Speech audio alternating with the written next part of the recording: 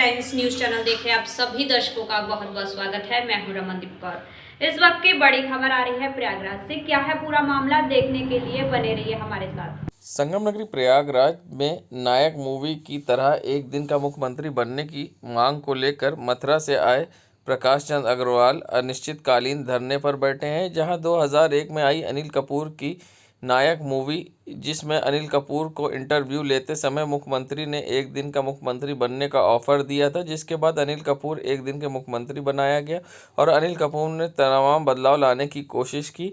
उसी तरीके से एक नज़ारा प्रयागराज में देखने को मिल रहा है, जहां मथुरा से आए एक व्यक्ति प्रकाश चंद अग्रवाल अनिश्चितकालीन धरने पर बैठे हैं और मांग कर रहे हैं कि उनको एक दिन का मुख्यमंत्री बनाया जाए। उनका कहना है कि वे मुख्यमंत्री बनने के बाद सबसे पहले उच्च न्यायालय के जजों की भर्ती करेंगे, तमाम उच्च अधिकारियों की भर्ती करेंगे। वे कहते हैं कि उच्च न्यायालय में वे अपना मुकदमा खुद देखते हैं, वहाँ भी कार्यशैली यही नहीं, वहाँ के आदेश होता है मुख्य सचिव के लिए, लेकिन मुख्य सचिव उनका पालन नहीं करवा पाते हैं।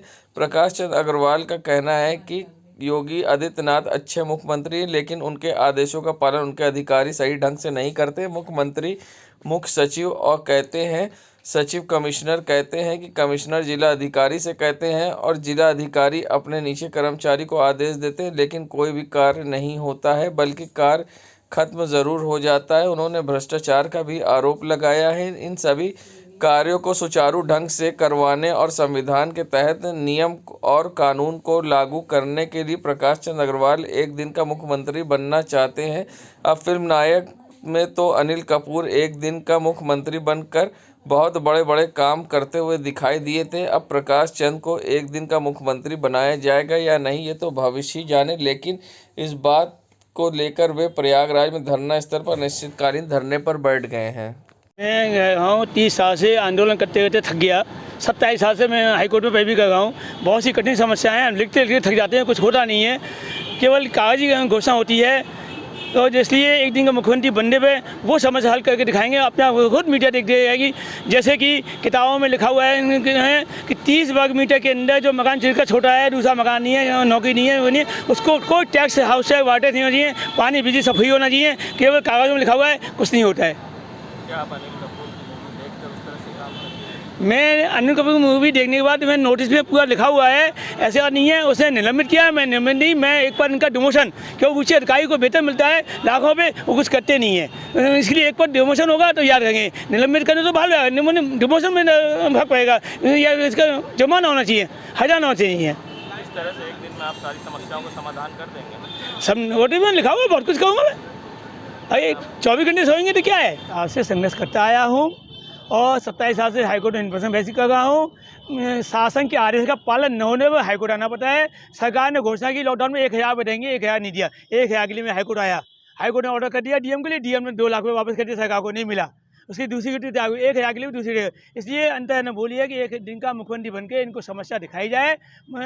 जो है कितनी घोटालेबाजी है, हाईकोर्ट में जजों की नियुक्ति करनी है, पुरानी मसले बहाल करनी है, और जो है आय में खत्म करना है। 30 वर्ग मीटर जिसका छोटा मकान है उसको हाउस है, वाटर सब फ्री होना है, उत्तर प्रदेश का काफ़ी लाभ मिलेगा। और जो संज्ञान समझ में आएगी वो भी समस्या हल करेंगे। एक दिन आ जाए, एक दिन बनेंगे सीएम, मुख्यमंत्री धरना चले आए।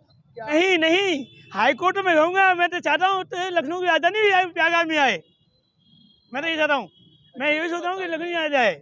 उनके आदेश का पालन होता कहाँ है, उनको मालूम कहाँ है। अगर वो खुद ही मुख्यमंत्री अगर जिसके दर्शन करने देखने आ जाए तो कहोगे घोटाला में कितने गड्ढे हैं सड़कों में, सड़क बिल्कुल बेकार भाई है। भाजपा की सरकार में भ्रष्टाचार हो रहा है। अगर प्रयागराज में सौंदर्य हुआ 2018 में, उसके सब हेडपंप तोड़ दिए, स्टैंड पोस्ट तोड़ दिए। आज हम पानी की तरफ हैं, निगम को लिखा है ये स्टैंड पोस्ट नहीं है बाल्मीकि चौराहे पे, हम कहाँ नहाएं, कहाँ पानी पिए। तो भ्रष्टाचार है, भ्रष्टाचार सब है। क्या नाम है आपका? प्रकाश चंद्रवाल। नगरी प्रयागराज में जहां 3 नवंबर से लगातार चल रहे गंदगी हटाओ झाड़ू चलाओ अभियान के तहत आज सुभाष चौराहे पर आम आदमी पार्टी के कार्यकर्ताओं ने निकलकर आज रैली निकाली और सड़कों पर झाड़ू से सफाई करते दिखाई दिए। बता दें, आम आदमी पार्टी के कार्यकर्ताओं ने जमकर नारेबाजी भी की और नगर निगम और महापौर पर गंभीर आरोप भी लगाए हैं। साथ ही डेंगू को लेकर उन्होंने कई गंभीर आरोप लगाते हुए क्या कुछ कहा है इस पूरे मामले पर, आइए सुनाते हैं आपको। नवंबर से लेकर 15 नवंबर तक हमारा एक अभियान चल रहा था, गंदगी हटाओ झाड़ू चलाओ।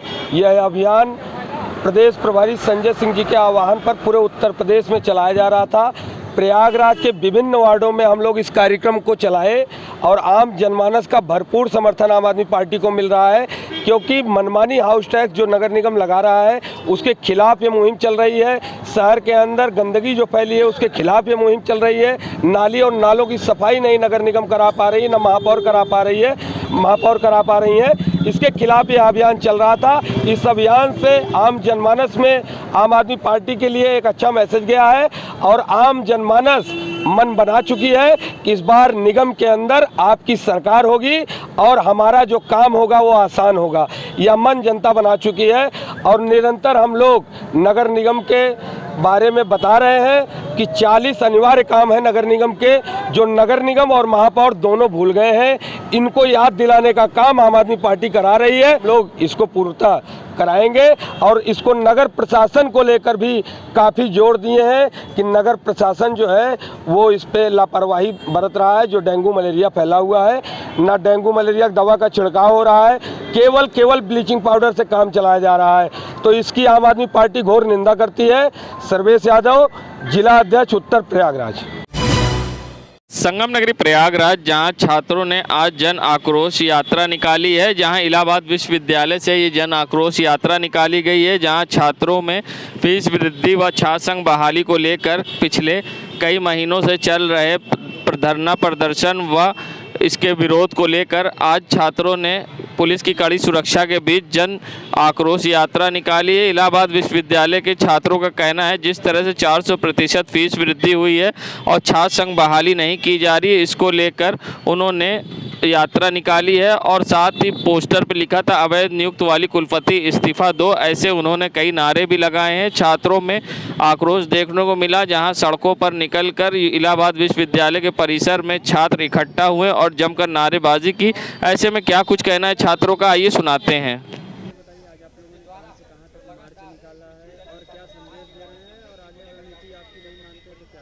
देखिए, आज हम लोग 400% फीस वृद्धि को लेके विगत अगस्त के महीने से ही लड़ रहे हैं और जिसका जो कि नकारात्मकता ही हम लोग को हासिल हुई है और वीसी का सीधा बयान था कि 1 रुपये वापस नहीं लेंगे। हमने जो बयान ले लिया वही हम जो कहेंगे वो तो दिन है, हम जो कहेंगे रात तो रात है। ऐसा वीसी का तानाशाह है यहाँ चल रहा है। तो हम लोगों ने अब निःशुल्क शिक्षा की मांग की है, क्योंकि संविधान में शिक्षा व्यय का विषय नहीं है, शिक्षा हमारे निवेश का विषय है। हम देशवासियों के निवेश का विषय है, हम भारत के देशवासियों के लिए ये एक निवेश का विषय है, छात्रों के लिए खासकर। और फिर हम भारत के भविष्य हैं और अगर हमारी शिक्षा निःशुल्क नहीं होगी तो रेडी पटरी पे पल रहे छात्र जो बिना लाइट के पढ़ते हैं, जो कैंडलों में पढ़ते हैं और जो सुबह 5 बजे उठकर 16-16 घंटे पढ़ते हैं, तैयारियां करते हैं, वो कैसे पढ़ पाएंगे? जिनके पिताजी रिक्शा खींचते हैं वो कैसे पढ़ पाएंगे? जिनके पिताजी ठेले खुमचे लगाते हैं वो कैसे पढ़ पाएंगे? ये बड़ा सवाल है। आपने नाक कटाई है 400% फीस वृद्धि करके, अब आप सेंट्रल विश्वविद्यालयों को पूरे देश को नज़ीर पेश करिए। आपके यहाँ रेडी पटरी के लड़के फ्री में पढ़ते हैं। मैं आयुष प्रदर्शी, इलाहाबाद विश्वविद्यालय, इलाहाबाद। संगम नगरी प्रयागराज, जहां मुख्तार अंसारी के सारे शर्जील रजा की 7 दिन की कस्टडी रिमांड हुई मंजूर। शर्जील रजा अब 22 नवंबर तक ईडी कस्टडी की रिमांड में रहेंगे। बता दें, ईडी ने 7 दिन कस्टडी रिमांड पूरी होने पर शर्जील के जिला जज कोर्ट में किया था पेश। ईडी ने शर्जील रजा की 1 हफ्ते कस्टडी रिमांड और मांगी थी। जिला जज संतोष राय ने 7 दिन की कस्टडी रिमांड की मंजूर। कोर्ट ने कस्टडी रिमांड के दौरान टॉर्चर न करने और मेडिकल सुविधा मुहैया करने का दिया आदेश। ईडी ने अदालत को शर्जील रजा की पूछताछ में कई अहम जानकारी मिलने की जानकारी दी। बीते 8 नवंबर को ईडी कस्टडी रिमांड पर शर्जील रजा, मुख्तार अंसारी के बेटे अब्बास अंसारी और साला शर्जील रजा कस्टडी रिमांड को लेकर ईडी कर रही पूछताछ। मुख्तार अंसारी खिलाफ मनी लॉन्ड्रिंग केस मामले में अब्बास अंसारी और शर्जील रजा को ईडी ने किया था गिरफ्तार। मार्च 2021 में ईडी ने मुख्तार अंसारी खिलाफ दर्ज किया था मनी लॉन्ड्रिंग का केस। संगम नगरी प्रयागराज, जहां इन दिनों लगातार डग्गा मार वाहन संचालित हो रहे हैं और खुलेआम नियम कानून की धज्जियां उड़ रही हैं और परिवहन विभाग को लाखों का चूना लग रहा है। जहां सिविल लाइन बस स्टैंड के पीछे की ओर सड़क से अब डग्गा मार वाहन संचालित होने लग गए हैं और नियम कानून की धज्जियां उड़ रही है। नज़ारा है नवाब यूसुफ रोड का, जहाँ पर अब डग्गा मार वाहन आप देख सकते हैं खड़े हो रहे हैं और जिससे नियम कानून की धज्जियां उड़ रही है। जिम्मेदारों की लापरवाही कहें या अनदेखी, जिसके कारण अब यहाँ से भी डग्गा मार वाहन संचालित होने लगे जहां हनुमान मंदिर के पास से डग्गा मार वाहन संचालित होते थे, अब नवाब यूसुफ रोड के पीछे से भी सड़क से चालू हो रहे हैं, संचालित हो रहे हैं, जिससे अब परिवहन विभाग को लाखों रुपए का चूना लग रहा है, मगर जिम्मेदारों को इसकी परवाह नहीं है। जहां लाखों रुपए का चूना लगाकर यहां से खुलेआम आप देख सकते हैं बस स्टैंड के पीछे के गेट से संचालित हो रहे हैं डग्गा मार वाहन, जिससे परिवहन विभाग को लाखों का चूना लग रहा है और सीएम योगी के आदेश की खुलेआम उड़ रही धज्जियां, जिम्मेदार बने अनजान। संगम नगरी प्रयागराज जहां एक तरफ यातायात माह चल रहा है तो दूसरी तरफ नियम कानून की धज्जियां उड़ रही हैं, जहां छात्र बिना हेलमेट के और नाबालिग छात्र दो पहिया वाहन दौड़ा रहे हैं और एक एक गाड़ी पर तीन लोग आप देख सकते हैं बैठकर सफ़र कर रहे हैं। ऐसे में दुर्घटनाओं को छात्र दावत दे रहे हैं। ये नज़ारा है सिविल लाइन क्षेत्र का, जहाँ पर आप देख सकते हैं किस तरह से स्कूल छूटने के बाद एक गाड़ी पर तीन लोग बैठकर सफ़र कर रहे हैं और आने जाने में ऐसे में दुर्घटना भी होती है। सबसे बड़ी बात कि स्कूल प्रशासन भी नाबालिग छात्रों को वाहन चलाने से नहीं रोकता है और वो स्कूल वाहन लेकर आते हैं। ऐसे में अगर कोई दुर्घटना होती तो उसका जिम्मेदार कौन होगा? और दूसरी तरफ यातायात माह में किस तरह से नियम कानून की धज्जियां उड़ाई जा रही, इस पर रोक नहीं लगाई जा रही है। ज़्यादातर लोग बिना हेलमेट के गाड़ी चला रहे हैं, ऐसे में बड़ी दुर्घटना भी हो सकती है। जिम्मेदारों की लापरवाही सामने आई है। छात्र जहाँ बिना हेलमेट के वाहन दौड़ा रहे हैं और जिम्मेदार बने अनजान। संगम नगरी प्रयागराज जहां यातायात माह चल रहा है और ऐसे में लोग बिना हेलमेट के वाहन चला रहे हैं। ऐसे में पुलिस ने अब सघन चेकिंग अभियान चलाकर लोगों के चालान करने शुरू किए हैं। ऐसे में सिविल लाइन पुलिस ने आज अभियान चलाकर कई वाहनों का चालान भी किया है और यातायात माह के दौरान लोगों को हेलमेट लगाने के लिए प्रेरित किया है और नियम कानून का उल्लंघन कर रहे लोगों का चालान किया गया है। बता दें यातायात माह चल रहा है और ज़्यादातर लोग नियम कानून का उल्लंघन कर रहे हैं, ना ही हेलमेट लगा रहे हैं और ना ही नियम का पालन कर रहे हैं। यातायात का उल्लंघन करने वालों का आज सिविल लाइन पुलिस ने चालान किया है और कई को चेतावनी देकर छोड़ा भी। नियम कानून का उल्लंघन करने वालों के प्रति पुलिस सख्त नज़र आई और ऐसे में कई पुलिस वालों ने यातायात नियम का उल्लंघन कर रहे लोगों का चालान किया है और कई गाड़ियों को सीज भी किया गया और यातायात माह के प्रति ये अभियान चलाया गया। संगम नगरी प्रयागराज जहां बीते दिनों विद्युत विभाग की महिला कर्मचारी मनीषा राजपूत ने एक व्यक्ति पर गंभीर आरोप अपने ही विभाग के लगाया था और जिसके बाद अब उस व्यक्ति ने अपने पर लगे हुए सभी आरोपों के बेबुनियाद बताया है। विद्युत विभाग में काम करने वाले जितेंद्र ने कहा उनके ऊपर लगाए गए सभी आरोप बेबुनियाद है, उन्हें फंसाने की साजिश की जा रही है और साथ ही अपने ऊपर जान का खतरा भी बताया है कि और ऐसे में क्या कुछ कहा है जितेंद्र ने, आइए सुनाते हैं आपको। जितेंद्र कुमार जी बताएंगे ये जाट टाउन थाने आप क्यों आए हुए हैं? मैं 11 तारीख से कंटिन्यू अपनी रिपोर्ट दर्ज करवाने के लिए आ रहा हूं, लेकिन मेरी रिपोर्ट नहीं दर्ज की जा रही। क्या मामला है? मामला है कि मेरे ही ऑफिस में लेखाकार के पद पर तैनात कुमारी मनीषा राजपूत ने एकाएक 10/11/2022 को लगभग 4:30 बजे अधिशासी अभियंता कैबिन के दरवाजे पर मुझे जाति सूचक शब्दों का प्रयोग करते हुए कहा कि साले चमार तू मेरे खिलाफ चिट्ठी लिखेगा, मेरी नौकरी खाना चाहता है। रुक बताती हूँ कैसे नौकरी खाई जाती है। तो तत्क्षण मुझे मेरी शर्ट पकड़कर खींचकर अंदर मारने की कोशिश की, लेकिन उपस्थित समस्त अधिकारी और कर्मचारियों के बीच बचाव से मेरी शर्ट छुड़वाई गई और मैं फिर भागकर सर्किल ऑफिस गया। तभी उनके मंगेतर समेत कई लोग सर्किल ऑफिस में 10-15 लोगों को बुलवाकर मुझे मरवाने की कोशिश की, परंतु विभागीय हस्तक्षेप के कारण वहां मेरी जान बच सकी। आप सबसे मेरा निवेदन है कि मेरी प्राथमिकता दर्ज कराई जाए, क्योंकि मुझे मेरी जान माल की खतरा है।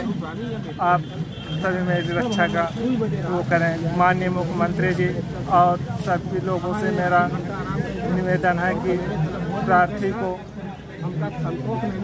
रक्षा प्रदान की जाए। अच्छा जितेंद्र जी ये बताइएगा, आपको जानकारी है कि मनीषा राजपूत जो है आपके खिलाफ छेड़खानी का मुकदमा यहाँ दर्ज करा दिए है।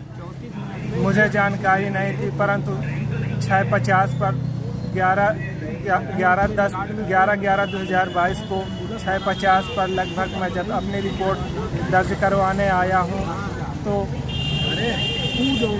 उस समय किसी प्रकार की यहाँ कोई रिपोर्ट नहीं दर्ज थी, परंतु वो अपना प्रदर्शन के बल पर और सत्ता के बल पर अपनी रिपोर्ट मेरे खिलाफ कुछ दर्ज करवाई है, जो मुझे ज्ञात हुआ कि वो छेड़खानी से संबंधित है। वो अपने दायित्वों और विभागीय लापरवाही कार्रवाइयों से बचने के लिए मनगढ़ंत ऐसा किया है। अगर आप संगम नगरी प्रयागराज में उस समय हड़कंप मच गया जब एक खुले नाले में सांड गिर गया और जिसको निकालने के लिए सपा नेता ननकऊ यादव ने आला अधिकारियों से मदद की गुहार भी लगाई। जहां देर शाम तक मदद न मिलने के कारण सांड ने दम तोड़ दी और जिम्मेदारों की लापरवाही सामने आई है, जिसके बाद स्थानीय लोगों में आक्रोश है। वहीं सपा नेता ननकऊ यादव ने अब अधिकारियों के खिलाफ कार्रवाई करने की मांग को लेकर शिवकुटी थाने में तहरीर भी दी है और साथ ही कहा कि अगर कार्रवाई नहीं होती है तो हम धरना विरोध प्रदर्शन करेंगे। ऐसे में अधिकारियों ने उनसे 48 घंटे का समय मांगा है और कार्रवाई का आश्वासन भी दिया है, मगर जिम्मेदारों की लापरवाही के कारण एक सांड ने दम तोड़ दिया और एक बेजुबान की जान चली गई। जहां देर शाम को जेसीबी की मदद से शव को नाले से बाहर निकाला गया है सांड के, और जिम्मेदारों की लापरवाही कारण एक बेजुबान की गई जान। देश दुनिया की खबरों के लिए world media times news channel को सब्सक्राइब करें।